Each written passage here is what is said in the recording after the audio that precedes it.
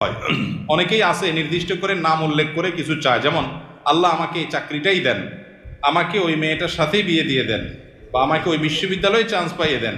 আমার প্রশ্ন হলো, কিছু চাওয়ার সঠিক পদ্ধতি কি? দেখেন, এটা ভুল পদ্ধতি।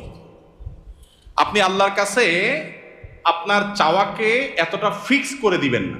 নবী করিম সাল্লাল্লাহু আলাইহি সাল্লাম দোয়া শিক্ষা দিয়েছেন সাহাবীদেরকে, আল্লাহুম্মা ইন্নী আসআলুকাল আফিয়াতা ফিদ দুনিয়া ওয়াল আখিরা। মানে কি? আল্লাহ আপনার কাছে দুনিয়া এবং আখিরাত উভয় জগতে কি চাই? শান্তি চাই।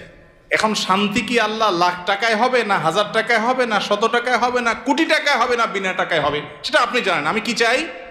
শান্তি চাই, মনের প্রশান্তি চাই, মনের সুখ চাই। এই জিনিসটা আপনি আমাকে কিভাবে দিবেন আপনি জানেন। আমার শান্তিটা দরকার। আমার শান্তির জন্য যদি কোটিকে টাকা দরকার হয় তো কোটি টাকা দেন। কি লাগবে সেটা আপনি জানেন, কিন্তু আমি কি চাই? শান্তি চাই। এই যে ফাইনাল গোড়ার জায়গায় হাত দেওয়া, এটা হলো বুদ্ধিমানের কাজ।